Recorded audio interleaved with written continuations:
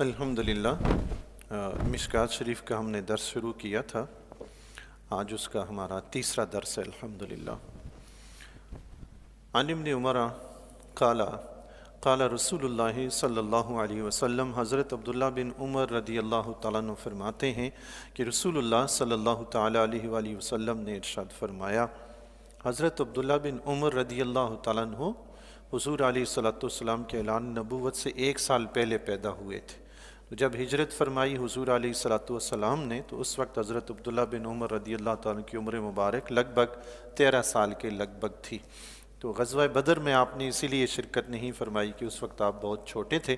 غزوہ احد کے متعلق بھی اختلاف ہے، بعض نے کہا کہ شرکت فرمائی، بعض نے کہا کہ نہیں، چونکہ اس وقت آپ اتنی زیادہ عمر کے نہیں تھے، 15-16 سال لگ بھگ آپ کی عمر بنتی تھی، لیکن انتہائی متقی اور درویش انسان تھے حضرت عبداللہ بن عمر رضی اللہ تعالیٰ عنہ۔ حضرت جابر رضی اللہ تعالیٰ عنہ فرماتے ہیں کہ ہم سب میں سے ہر کوئی دنیا کی طرف مائل ہوا یا دنیا اس کی طرف مائل ہوئی، لیکن عبداللہ بن عمر تھے نہ یہ دنیا کی طرف مائل ہوئے نہ دنیا ان کی طرف مائل ہوئی۔ سبحان اللہ، ایسی عظیم ہستی ہیں۔ حضرت عمر بن خطاب رضی اللہ تعالیٰ عنہ کے شہزادے ہیں، مفسر قرآن ہیں، سبحان اللہ، محدث ہیں، مفسر ہیں، فقیہ ہیں، عظیم مفتی ہیں، سبحان اللہ۔ آپ فتویٰ وغیرہ دینے میں بھی بہت احتیاط سے کام لیا کرتے تھے، سنت کے پابند تھے۔ آپ علیہ الصلوۃ والسلام کی جو سنت بھی آپ کو پتہ چلتی تھی نا، چھوڑتے نہیں تھے، سبحان اللہ۔ اور آپ کی یہ خوبی بھی ہے کہ آقا علیہ الصلوۃ والسلام کا جب وصال مبارک ہو گیا، مسجد نبوی میں آتے تھے، حضور علیہ الصلوۃ والسلام ممبر پہ جہاں تشریف فرما ہوتے تھے، عبداللہ بن عمر رضی اللہ تعالیٰ عنہ اس جگہ پہ اپنے ہاتھ مل کے اپنے اوپر ملا کرتے تھے، سبحان اللہ۔ یہ برکت لینی حضور علیہ الصلوۃ والسلام، انہی سے تبرکات پیدا ہوا ہے، بزرگوں کے تبرکات ہیں، سبحان اللہ۔ تو حضرت عبداللہ بن عمر رضی اللہ تعالیٰ عنہ اس حدیث کو نقل فرماتے ہیں۔ آپ فرماتے ہیں حضور علیہ الصلوۃ والسلام نے فرمایا، بنی الاسلام علی خمس، اسلام کی بنیاد 5 چیزوں پر رکھی گئی ہے۔ ہم جس کتاب سے، جس باب سے احادیث بیان کرتے ہیں وہ ہے کتاب الایمان، مشکات شریف کے اندر کتاب الایمان۔ تو یہ اس میں جتنی بھی احادیث آئیں گی وہ ایمان ہی کے متعلق اس چیپٹر میں آئیں گی۔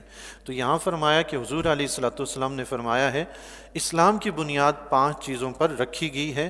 وہ 5 چیزیں کیا ہیں جی؟ شہادت اللہ الہ الا اللہ وان محمدً عبدہ ورسولہ، اس بات کی گواہی دینا کہ اللہ کے سوا کوئی معبود نہیں، اور یہ گواہی دینا کہ حضور علیہ الصلوۃ والسلام اللہ کے بندے اور اس کے رسول ہیں۔ یہ پہلا بنیاد جو ہے اس میں سے پہلی چیز ہے، 5 چیزیں تھیں۔ دوسری چیز فرمایا وَإِقَامِ الصَّلَاةِ، نماز قائم کرنا۔ تیسری چیز فرمایا وَإِيتَاءِ الزَّكَاةِ، زکوٰۃ ادا کرنا۔ چوتھی چیز فرمایا وَالْحَجِّ، اور حج کرنا۔ 5ویں چیز فرمایا وَصَوْمِ رمضان، رمضان کے روزے رکھنا۔ میں اس حدیث کی مزید تفصیل بیان نہیں کروں گا، مختصر سی 1-2 باتیں کر کے اگلی حدیث پہ ہم جاتے ہیں۔ اس کی وجہ یہ ہے کہ یہ ان چیزوں کا ذکر آگے بار بار آتا رہے گا، تو وہاں ہم انشاءاللہ تشریحات وغیرہ بیان کرتے رہیں گے۔ یہاں صرف اتنی بات عرض کروں گا کہ آپ یہ سمجھ لیں کہ اسلام ایک عمارت ہے اور اس کی بنیاد جو ہے وہ 5 چیزوں پر ہے۔ جیسے ایک کوئی بلڈنگ بنائے، کوئی کمرہ بنائے بہترین خوبصورت سا، اس کے نیچے پلنتھ ڈالتا ہے، پھر 4 کونوں پہ 4 پلر کھڑے کرتا ہے، پھر اس کے اوپر چھت ڈالتا ہے۔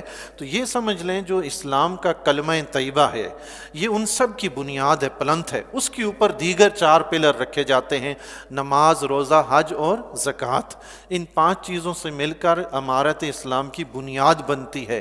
پھر اس کے بعد آگے جس طرح عمارت میں اینٹیں لگتی رہتی ہیں، نقش و نگار ہوتے رہتے ہیں، قالینیں بچھتی رہتی ہیں، ڈیکوریشن وغیرہ ہوتی رہتی ہے، تو باقی ساری چیزیں اسلام کی ڈیکوریشن کرتی ہیں، سبحان اللہ ہیں، وہ آپ کے اسلام کو خوبصورت بناتی ہیں، دیگر جتنے بھی احکام ہیں۔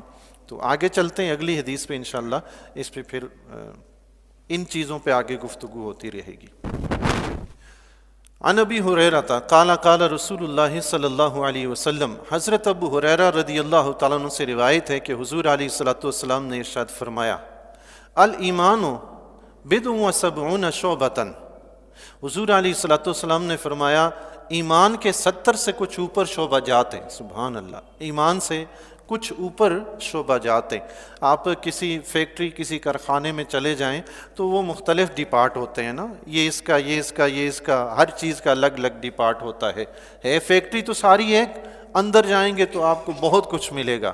اسلام پوری عمارت تو ایک ہے، لیکن اس کے اندر آئیں گے تو رنگ برنگے پھول ہی پھول نظر آئیں گے۔ سبحان اللہ، سبحان۔ اس کے مختلف جو احکام ہیں وہ گلستان اسلام کے پھول ہیں، سبحان اللہ ہیں، اس کے وہ پھل ہیں، اس کے وہ پودے ہیں، اس کے وہ درخت ہیں، سبحان اللہ، اللہ اللہ۔ تو فرمایا 70 سے کچھ زائد شعبہ جاتے ہیں اسلام کے، تو ان میں سے سب سے اعلیٰ کیا ہے؟ آقا علیہ الصلوۃ والسلام نے فرمایا فَأَفْضَلُهَا قَوْلُ لَا إِلَٰهَ إِلَّا اللَّهُ۔ ان سب میں بلند ترین شعبہ جو سب سے بڑا شعبہ ہے، فرمایا وہ لا الہ الا اللہ ہے، سبحان اللہ، کلمہ طیبہ۔ ایمانی شعبات میں سے سب سے بلند کلمہ طیبہ ہے، سبحان اللہ۔ وقتاً فقتاً اٹھتے بیٹھتے چلتے پھرتے بندہ مومن کو پڑھتے رہنا چاہیے، لا الہ الا اللہ، لا الہ الا اللہ۔ ذکر میں بھی اللہ کے حبیب علیہ الصلوۃ والسلام نے فرمایا افضل ذکر لا الہ الا اللہ، پڑھتے رہنا چاہیے۔ تو فرمایا اسلامی شعبہ جات میں سب سے بلند شعبہ لا الہ الا اللہ توحید ہے، کلمہ طیبہ ہے۔ وَأَدْنَاهَا، اور اس شعبہ جات میں سب سے کم تر جو شعبہ ہے، فرمایا اماطۃ العزا عن الطریق، راستے سے تکلیف دہ چیز ہٹا دینا، سبحان اللہ۔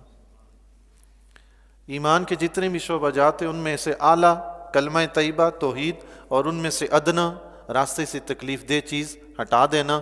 اگلی بات سماعت فرمائیں، پھر میں اس پہ گفتگو کرتا ہوں۔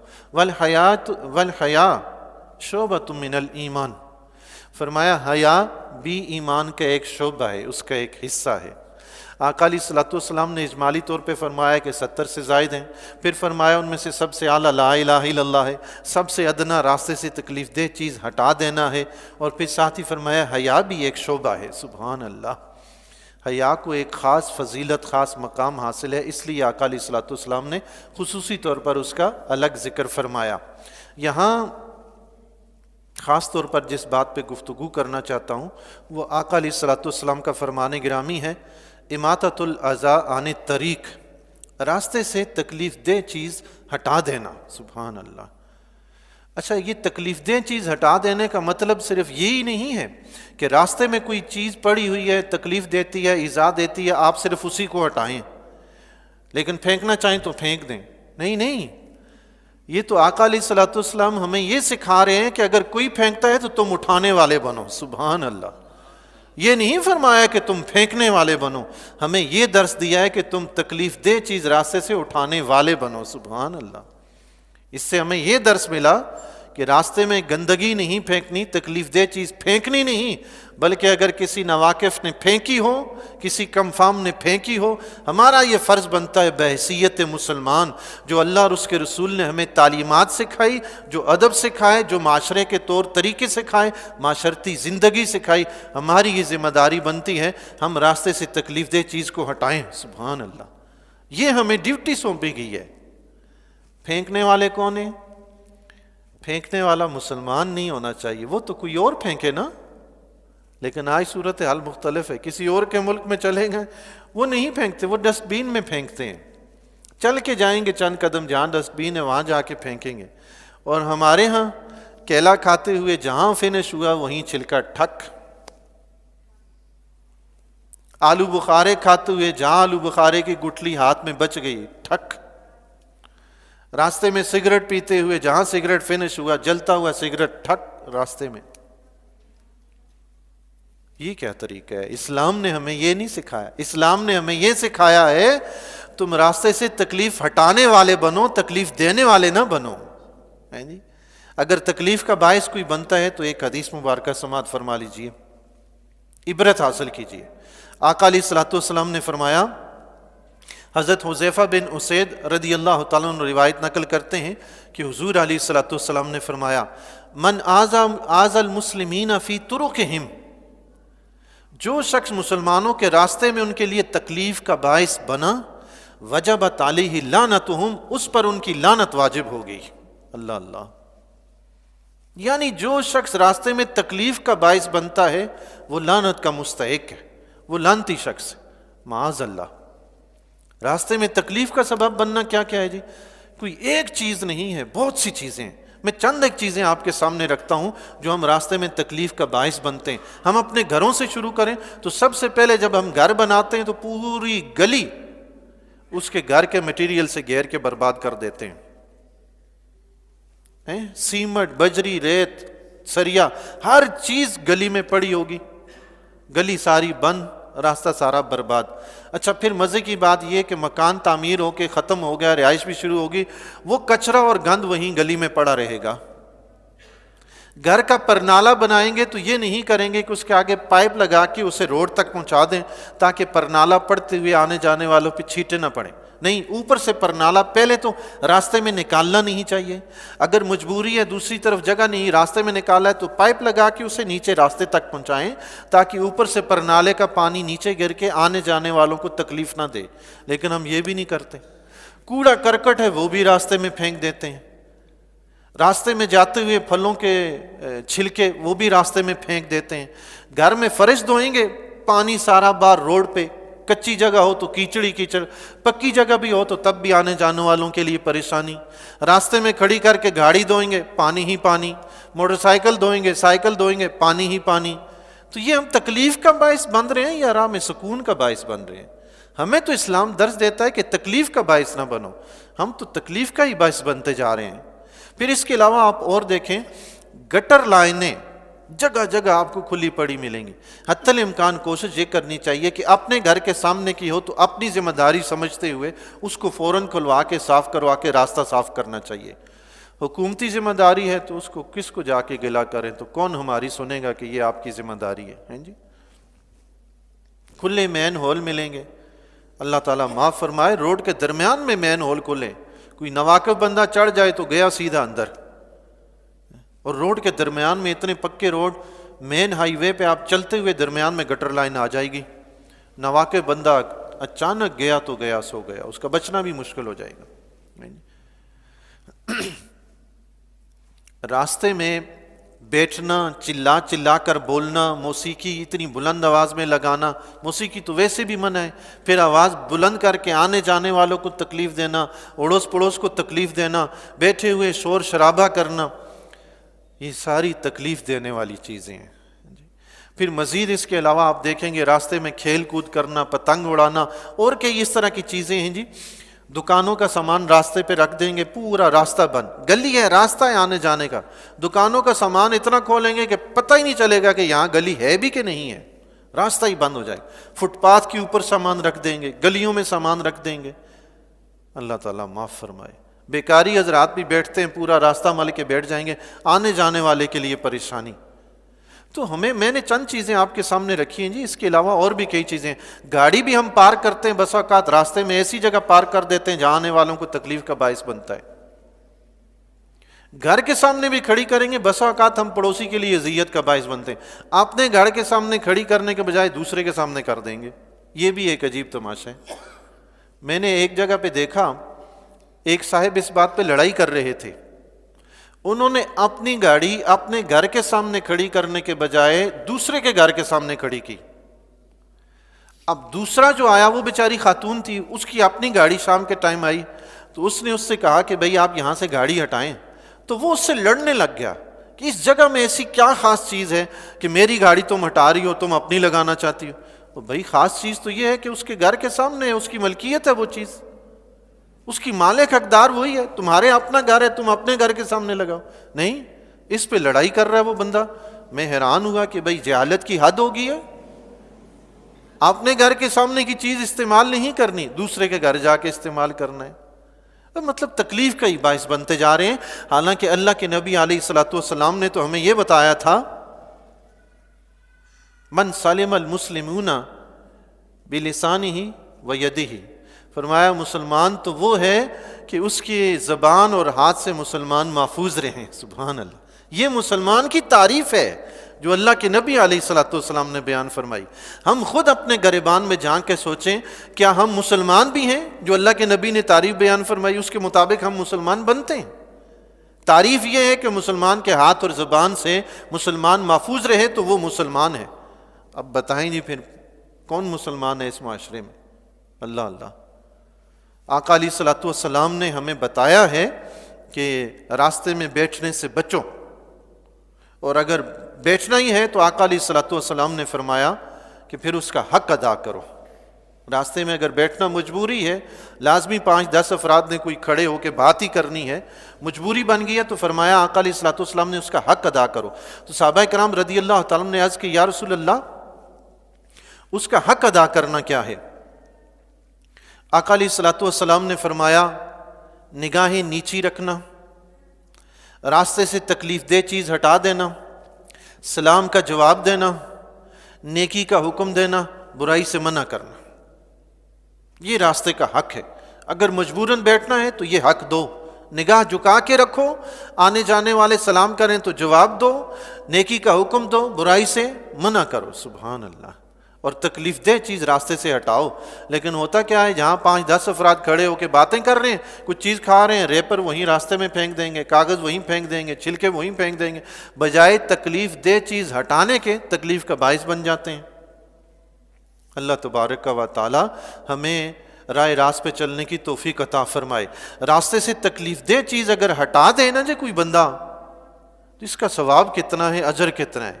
ایک حدیث شریف میں آتا ہے، آقا علیہ الصلوۃ والسلام کا فرمان گرامی کا مفہوم فرمایا، ایک شخص راستے میں چل رہا تھا، اس نے راستے میں پڑی ہوئی ایک کانٹے دار ٹہنی دیکھی، اس نے دل میں سوچا کہ یہ آنے جانے والوں کو تکلیف دے گی، اس نے وہ ٹہنی اٹھا کر راستے سے ایک طرف کر دی، اللہ تعالیٰ نے اس کو اسی ٹہنی اٹھانے کے بدلے میں بخش دیا۔ سبحان اللہ۔ ایک حدیث شریف میں آتا ہے، آقا علیہ الصلوۃ والسلام نے فرمایا ایک شخص راستے سے جا رہا تھا، اس نے دیکھا ایک درخت کی ٹہنی جو راستے میں لٹکی ہوئی ہے، آنے جانے والوں کو تکلیف دیتی ہے، اس نے اس ٹہنی کو کاٹ دیا۔ اللہ کے نبی علیہ الصلوۃ والسلام نے فرمایا اللہ تعالیٰ نے اس شخص کو جنت میں داخل فرما دیا۔ سبحان اللہ۔ راستے سے آپ تکلیف دہ چیز ہٹائیں تو اللہ آپ کی اتنی قدر کرتا ہے کہ اس نیکی کے بدلے میں آپ کو جنت عطا فرما دیتا ہے۔ سبحان اللہ۔ اتنی بڑی نیکی کو چھوڑ کے جہنم والا کام کرنا ہے، راستے میں تکلیف دہ چیز پھینکنی ہے۔ اللہ اللہ، یہ ایسی نیکی ہے جی، اللہ تعالیٰ اس سے ایمان کی بھی حفاظت فرما دیتا ہے۔ ظاہر ہے جس کو اس تکلیف کی اس نیکی کے اجر پہ رب جنت عطا فرماتا ہے، اس کا ایمان محفوظ ہوگا تو جنت ملے گا نا۔ سبحان اللہ۔ مجھے والدہ محترمہ نے ہمیں بچپن میں ایک واقعہ سنایا تھا، پھر سناؤں، سبق آموز ہے، ہو سکتا ہے کوئی نیا سننے والا ہو، سبق بڑا اس سے حاصل ہوا ہے۔ الحمدللہ آج تک عادت ہے راہ چلتے ہوئے پتھر کو ٹھوکر مار کے سائڈ پہ کر دینا، کانٹے کو ہٹا دینا، یہ والدہ نے عادت ڈالی ہوئی ہے بچپن سے۔ کبھی اگر نہیں کرتے تو اپنی کوتاہی ہے، ورنہ انہوں نے تو ہمیں سبق سکھا دیا تھا، پٹیاں پڑھا دی تھی کہ بیٹا یوں زندگی بسر کرنی ہے۔ یہ تو ہماری غلطی کوتاہی ہے نا جی کہ ہم غلطیاں کرتے ہیں۔ والدین تو ہر والدین سب سکھاتے ہیں بچوں کو، بعد میں بچے بڑے ہو کے خود شیطان بنتے ہیں، پھر کہتے ہیں والدین نے یہ نہیں کیا، وہ نہیں کیا، فلاں نہیں کیا، ایسا نہیں کیا، ویسا نہیں کیا۔ انہوں نے نہیں کیا بھائی، اب تم بڑے ہو گئے، تم کر کے دکھا دو۔ ایسا بھی کوئی کرنے کو تیار نہیں ہے۔ بس خواہ مخواہ وہ جو ناکارہ قسم کے لوگ ہوتے ہیں نا، وہ خود کچھ بننے کے بجائے دوسروں کے اوپر سب کچھ ڈالتے رہتے ہیں، یہ ناکارہ لوگوں کی نشانی ہے۔ والدہ محترمہ نے سنایا تھا بچپن میں ایک واقعہ، مجھے بعد میں احساس ہوا کہ یہ جو قصہ، یہ کہانی جو ہے محض بچوں کو سبق سکھانے کے لیے ہے۔ تو والدہ محترمہ نے سنایا تھا کہ ایک شخص تھا، کسی خوبرو خاتون پہ فریفتہ ہو گیا۔ وہ خاتون غیر مسلم تھی اور جادو وغیرہ بھی جانتی تھی، تو یہ اس کے پاس بار بار آتا جاتا۔ اس نے اس سے شادی کی پیشکش کی کہ مجھے آپ سے شادی کرنی ہے، تو وہ خاتون اس کو منع کر دے، یہ بار بار جائے وہ منع کر دے۔ تو آخر اس خاتون نے اس سے کہا کہ اچھا ایک کام کرو کہ تم میرا مذہب قبول کرو۔ اس نے کہا نہیں، میں تمہارا مذہب قبول نہیں کرتا، تم میرا مذہب قبول کرو تو میں شادی کروں۔ اس نے کہا نہیں، یہ ہو ہی نہیں سکتا۔ تو یہ مذہب تبدیل کرنے پہ راضی نہ ہوا۔ اس خاتون نے کہا کہ اچھا چلیں ایسا کرتے ہیں، میں آپ کو ایک انڈا دیتی ہوں اور ایک دم بتاتی ہوں، جادو بتاتی ہوں، دم کچھ بھی، تم نے اس پہ 40 دن تک پڑھنا ہے، اور اس 40 دن کے دوران تم نے کوئی بھی اسلامی احکام پہ عمل نہیں کرنا۔ اگر یہ انڈا کالا ہو گیا تو پھر تو میرا مذہب ٹھیک ہے، تمہیں یہ قبول کرنا ہوگا۔ اگر انڈا کالا نہ ہوا، سفید رہا، تو میں تمہارا مذہب قبول کر لوں گی۔ اس نے کہا ٹھیک ہے۔ یہ اس سے انڈا لے آیا اور جو کچھ اس نے بتایا پڑھنے کے لیے وہ اس نے یاد کر لیا. گھر آیا, 40 دن تک وہ اس انڈے پہ پڑھتا رہا جس طرح اس خاتون نے اس کو طریقہ بتایا تھا. 40 دن تک یہ اس انڈے پہ پڑھتا رہا. انڈا آہستہ آہستہ کالا ہونا شروع ہوا. 40 دن تک وہ مکمل کالا ہو گیا, انڈا کالا ہو گیا. اب یہ پھر واپس اس خاتون کے پاس گیا, انڈا جیب میں ڈالا اور خاتون کی طرف چل پڑا. تو راہ چلتے ہوئے اس نے دیکھا کہ ایک کانٹے والی جھاڑی, ایک ٹہنی پڑی ہوئی ہے. اس نے وہ کانٹے والی ٹہنی راستے سے ہٹا دی اور چل پڑا. جب یہ خاتون کے پاس پہنچا, انڈا جیب سے نکالا تو انڈا کالا ہونے کے بجائے وہ سفید تھا. سبحان اللہ. اس نے خاتون کے سامنے رکھا تو خاتون نے پوچھا کہ میں نے منع کیا تھا کہ کسی اسلامی احکام پہ عمل نہیں کرنا, تم نے کوئی کیا ہوگا. اس نے کہا نہیں, میں 40 دن تک نہ نماز پڑھی نہ کچھ اور کیا, کچھ بھی نہیں کیا. اس نے کہا نہیں تم نے کچھ کیا. اس نے کہا اللہ کی بندی کچھ بھی نہیں کیا میں نے, انڈا تو کالا ہو گیا تھا, میں تو گھر سے کالا لے کر آیا تھا, یہ تو راستے میں سفید ہو گیا. اس نے کہا پھر بتاؤ راستے میں تم نے کیا کیا ہے. اس نے کہا کچھ بھی نہیں. اس نے کہا نہیں تم نے ضرور کوئی کام کیا ہے, بتاؤ کیا کام کیا ہے. اسے یاد آیا کہ میں نے راستے سے آتے ہوئے ایک کانٹے والی ٹہنی ہٹا دی تھی. اس نے بتایا کہ میں نے ایک ٹہنی راستے سے ہٹا دی تھی. اس خاتون نے کہا اسی ٹہنی ہٹانے کی وجہ سے یہ کالا انڈا سفید ہو گیا, مجھے اپنا مذہب میں تمہارے مذہب میں داخل ہوتی ہوں, مجھے کلمہ پڑھا دو. سبحان اللہ. اتنا عظیم مذہب ہے کہ 40 دن کی محنت کو ایک نیکی سے تباہ کر کے رکھ دیا, میں تمہارا مذہب قبول کرتی ہوں. سبحان اللہ. کس چیز نے بچایا اس کو؟ راستے سے تکلیف دہ چیز ہٹانے نے ایمان بچا لیا بندے کا. یہ چھوٹی نیکی نہیں ہے, بہت بڑی نیکی ہے. اللہ اس پہ ہمیں عمل کرنے کی توفیق عطا فرمائے.